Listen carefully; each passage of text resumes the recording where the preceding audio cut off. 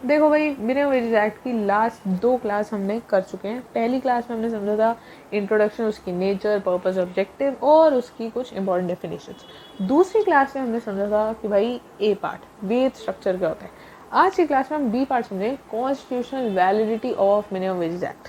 अब देखो, जो हमारा मिनिमम वेजेस एक्ट आया था, ये एम्प्लॉयज़ की एक्सप्लॉयटेशन प्रोटेक्ट करने के लिए आया था, लेकिन ना ये एम्प्लॉयर्स को बड़ा तंग कर रहा था। क्यों?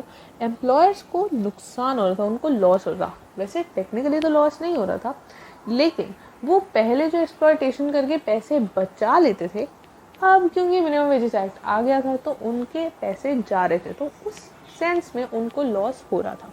तो अब एम्प्लॉयर्स इतने शरीफ तो है नहीं, वो ये तो कहेंगे नहीं कि भाई shut up and take my money. अगर वो इतने शरीफ होते तो पहले ही एक्सप्लॉइट ही ना करते हमारी लेबर्स को। ठीक है, तो उन्होंने भी सोचा यार कोई ना तिगड़म लगाते, कोई ना कोई ऐसा एस्पेक्ट ढूंढते, लीगल एस्पेक्ट, कि ये एक्ट ना अनकॉन्स्टिट्यूशनल प्रूव हो जाए, यानी अब ये एक्ट ही चला जाएगा, हमें नुकसान नहीं होगा। लेकिन हमारे एम्प्लॉयज़ भाई साहब भी कम नहीं थे, उन्होंने भी कहा यार ये एम्प्लॉयर्स सारी उम्र हमारे साथ एक्सप्लॉयटेशन करते रहे, हम इन्हें ऐसे जीतने नहीं देंगे। एक गलती से हमारे लिए एक सेफ गार्ड आया है मिनिमम वेजेस एक्ट, हम पूरी जान लगा देंगे इसको कॉन्स्टिट्यूशन प्रूव करने के लिए।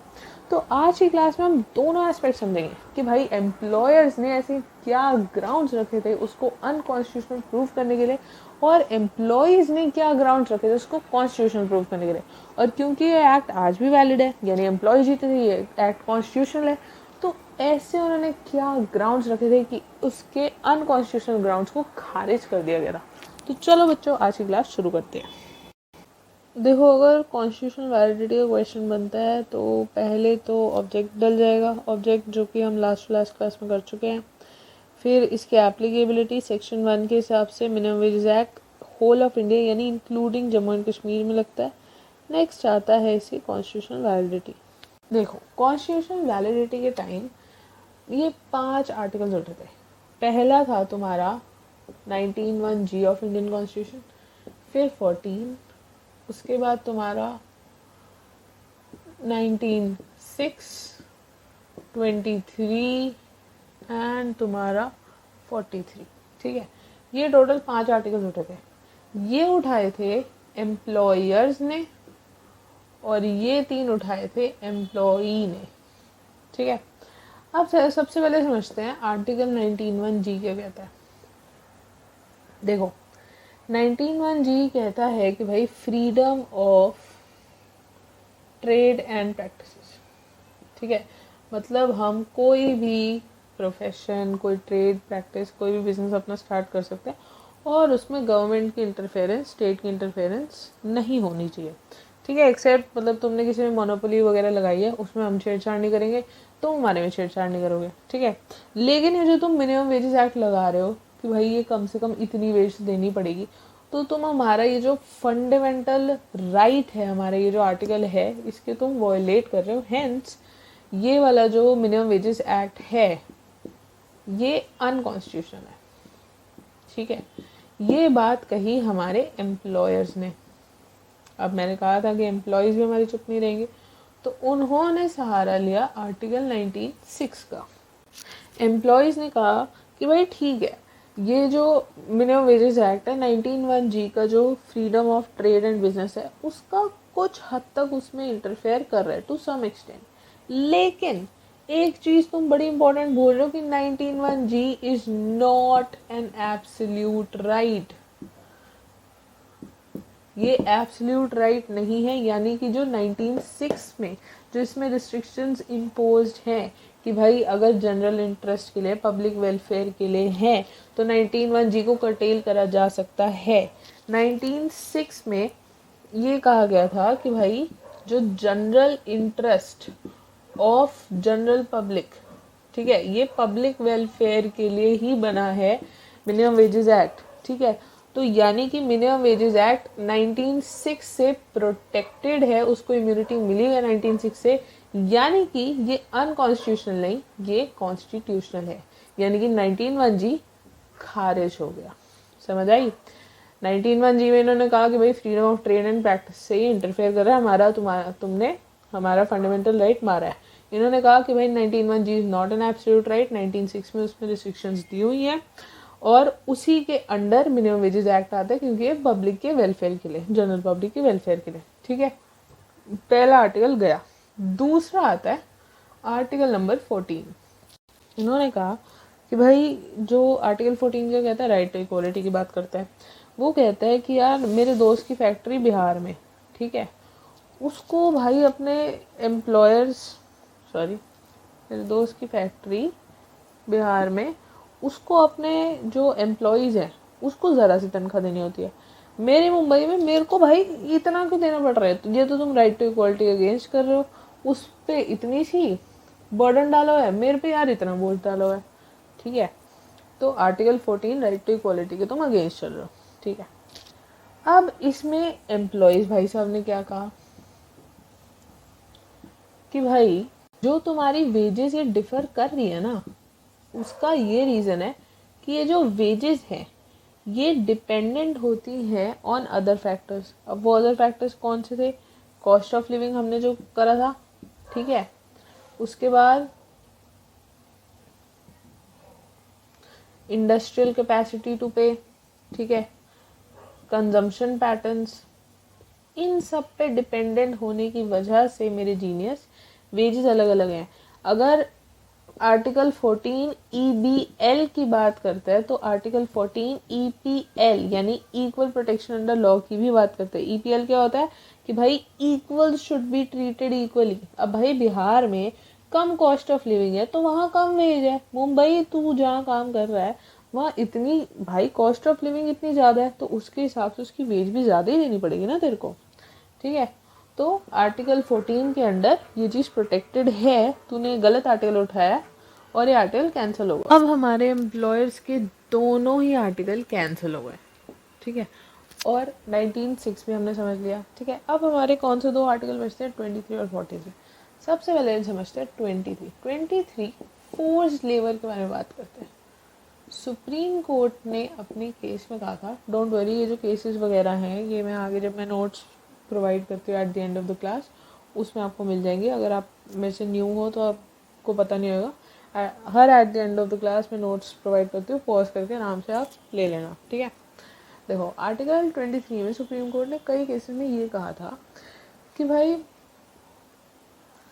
अगर तुम उनको उनकी मिनिमम वेजेस यानी कम से कम जो तनख्वाह जो तय हुई है अगर तुम उन्हें वो भी नहीं दे रहे, then it amounts to forced labour. यानी कि अब भाई जो एम्प्लॉयर्स हैं उन्होंने कहा कि भाई हम उन्हें मजबूर थोड़ी कर रहे हैं, हम उन्हें ज़बरदस्ती घर से कोई घसीट के ला रहे कि यहाँ पे काम कर। लेकिन मैंने बताया था कि जो हमारी लेबर क्लास थी वो इतनी मजबूर होती थी कि भाई अगर वो ये सोचे कि यार एक मुट्ठी अनाज के लिए मेरे से पूरे दिन काम करा रहे, मैं तो नहीं जा रहा काम पे, अगर वो ये सोचे तो उनके जो घर वाले हैं वो सारे भूखे मरते हैं, ठीक है। हेंस वो बेचारा उस मजबूरी की वजह से उसको कोई कंपल्शन है आउट ऑफ हंगर और पावर्टी, ठीक है, उसी कंपल्शन का तुम फ़ायदा उठाते हो, उसी कंपल्शन की वजह से ही is forced to go to work, और उसी कंपल्शन का तुम उसका फ़ायदा उठा के उसको काम पे रखते हो, ठीक है। तो this does amounts to force labour, यानी कि मिनिमम वेजेस तो कम से कम तुम्हें उसे देनी ही होंगी हर हालत में, ठीक है। सुप्रीम कोर्ट ने आर्टिकल 23 उठाया था। उसके बाद एक और आर्टिकल उठा था 43। नेक्स्ट आर्टिकल उठा था, देखो आर्टिकल 43। आर्टिकल 43 एक DPSP है, ठीक है, directive principle of state policy. इसने क्या कहा था कि भाई स्टेट को ना ऐसे एंडेवर लेनी चाहिए, यानी उसे कोई ना कोई ऐसे लेजिस्लेशंस बनानी चाहिए या क्या कहते हैं इकोनॉमिक पॉलिसीज़ बनानी चाहिए जिससे ना वो लेबर क्लास का राइट उनका प्रोटेक्ट कर पाए, यानी कि उनकी जो वेजेस वगैरह हैं उनको मतलब बेसिकली उनकी प्रोटेक्शन हो पाए, ठीक है। अब ये चीज़ इस DPSP में गई थी। DPSP क्या है कि भाई ये इन्फोर्सेबल नहीं होते, लेकिन इन्फोर्सेबल क्यों नहीं होते इसका एक रीज़न था कि भाई जब ये कॉन्स्टिट्यूशन में DPSP डाले गए थे तब भाई इंडिया जस्ट आज़ाद हुआ था, इतने हमारे पास रिसोर्सेज नहीं थे, थोड़ा भी रिसेशन था, इतना भी देश स्टेबल नहीं था, ठीक है। तो कुछ आर्टिकल्स DPSP में डाल दिए थे कि भाई जैसे जैसे देश प्रोग्रेस करेगा वैसे वैसे DPSP को फंडामेंटल राइट में मतलब उनको एनफोर्स करने के लिए डालते जाएंगे। जैसे कि तुम्हारा आर्टिकल 21 है, ठीक है, राइट टू एजुकेशन। ये पहले एक डीपीएसपी था, लेकिन जैसे जैसे देश प्रोग्रेस करा, ठीक है, तुम्हारा आरटीई, फिर इसको फंडामेंटल राइट में डाल दिया कि भाई अभी डीपीएसपी से ये फंडामेंटल राइट यानी अभी इन्फोर्सेबल है। तो वही चीज़ है कि भाई जैसे जैसे हमारा देश प्रोग्रेस कर रहा है तो उसको फिर डीपीएसपी को फंडामेंटल राइट वगैरह में डालने की कोशिश करनी चाहिए, यानी डीपीएसपी को स्टेट को, ठीक है इन्फोर्सेबल नहीं है लेकिन कोशिश करनी चाहिए उसको इन्फोर्स कराने की। तो ये मिनिमम वेजेस एक्ट उसकी एक पहल है, उसकी एक स्टार्ट है, ठीक है। तो ये एक्ट बिल्कुल सही है, ये चीज़ भी इसके फेवर में गई थी, ठीक है। तो हमने पांचों आर्टिकल समझ लिए कि 19(1)(g) और 14 जैसे एम्प्लॉयज़ ने उठाए थे, फिर 19(6), 23 और 43 जैसे उठे थे मिनिमम वेजेस एक्ट के कॉन्स्टिट्यूशनल प्रूव करने के सपोर्ट में, ठीक है। तो इन आर्टिकल्स की वजह से मिनिमम वेजेस एक्ट आज भी लागू है, यानी minimum wages act is a constitutional, ठीक है, हेंस प्रूव्ड। अब एज पर प्रॉमिस ये रहा तुम्हारे नोट्स। अगर ये क्वेश्चन 12.5 नंबर में आता है तो इसमें एक ऑब्जेक्टिव और डाल देना, वो जो हमने क्लास 1 में समझा था, और एप्लीकेबिलिटी और कॉन्स्टिट्यूशन वैलिडिटी, ठीक है। अगर सिर्फ 5 नंबर में आता है तो कॉन्स्टिट्यूशन वैलिडिटी यही चीज़ रहेगी, बस थोड़ा कंटेंट छोटा कर देना, या अगर तुम्हारे पास टाइम ज़्यादा है तो सारे ही लिख लेना भाई, ठीक है। तो भाई कॉन्स्टिट्यूशन वैलिडिटी वही चीज़ है कि भाई सेंट्रल स्टेट गवर्नमेंट दोनों के पास पावर होती है फिक्स करने की, जो हमने स्टार्टिंग में पढ़ा था एमआरपीओ। एमआरपीओ यानी सेंट्रल के पास है, बाकी कुछ भी स्टेट गवर्नमेंट की जिम्मेदारी है, ठीक है। और payment of wages below the minimum wage rate amounts to force labour, ये हमने आर्टिकल 23 में पढ़ा ही था। फिर आगे तुम्हारे पांचों आर्टिकल 19(1)(g) वही है कि भाई एम्प्लॉयर्स कह रहे थे कि भाई तुम हमारे 19(1)(g) यानी freedom of trade and business से छेड़छाड़ कर रहे हो। 19(6) में जो मैंने तुम्हें समझाया था ना कि भाई 19(1)(g) एब्सोल्यूट राइट नहीं है, ये जो भी रिस्ट्रिक्शंस इम्पोज करी गई है ये जनरल पब्लिक के लिए है और पब्लिक के इंटरेस्ट के लिए है। ये एग्जैक्ट चीज़ कही थी भाई श्याम राव वर्सेस बॉम्बे में। अब नाम कैसे याद रखेंगे इस केस का, वो मूवी देखी थी हमने हेरा फेरी, ठीक है। तो उसमें थे ना बाबू राव में के साथ एक था श्याम, है ना। तो श्याम राव, बाबू राव ने अपना नाम बदल लिया। अब सवाल मत पूछना क्यों, ये बाबू राव का स्टाइल है, शट अप। तो श्याम राव वर्सेस, अभी मूवी कहाँ बनी थी, सारी मूवीज मुंबई वगैरह में बनती है, ठीक है। तो मुंबई का पुराना नाम, पुरानी मूवी है ना, तो श्याम राव वर्सेस बॉम्बे, ठीक है। उसमें 19(6) का ये आर्टिकल है। उसके बाद आगे तुम्हारा भाई आर्टिकल 14, ये भी हमने समझा था कि भाई जो वेजेस सारी जगह अलग होती है वो किस रीजन से होती है, difference in cost of living, regional industrial capacity to pay, consumption patterns, इस सब की वजह से तुम्हारी सारी वेज रेट इक्वल होती है। आर्टिकल 14 इसमें वो भी डाल देना कि भाई equals must be treated equally, ठीक है। तुम्हारा वो ईपीएल कि भाई इक्वल प्रोटेक्शन ऑफ लॉज, जो कि आर्टिकल 14 में तुमने पढ़ा था। अब आता है इसका केस लॉ। भाई अगर तुम इसका केस लॉ का नाम याद कर सकते हो तो तुम भगवान के बराबर हो। वैसे जो ट्रिक यूज़ करते हैं उसमें होता है कि भाई B.Y. क्षत्रिया वर्सेस A.B. यूनियन, ऐसे कर देना। अगर पूरा नाम मेरे से तो पढ़ा भी नहीं जा रहा, तुमसे अगर याद हो रहा तो भाई तुम जीनियस हो ही, ठीक है। नेक्स्ट आता है आर्टिकल 23, हमने करा था कि भाई अगर तुम किसी को ज़बरदस्ती काम पे ऐसे रख रहे हो, उसको मिनिमम वेजेस नहीं दे रहे, then that amounts to force labour and which is prohibited under article 23। उसके बाद आर्टिकल 43 डीपीएसपी की भी मैंने अभी अच्छे से समझाया था कि भाई गवर्नमेंट को इकोनॉमिक और लेजिस्लेटिव एक्शंस लेने चाहिए, कोई ऐसी ऑर्गेनाइजेशन बनानी चाहिए जिससे वो वर्कर्स की सिक्योरिटी एंडेवर कर पाए जो कि इंडल्ज्ड है इन एग्रीकल्चर फोर्सेस किसी में भी, ठीक है। तो सरकार को ऐसी कोशिश करनी चाहिए और मिनिमम वेजेस एक्ट उसी का ही रिजल्ट है, ठीक है।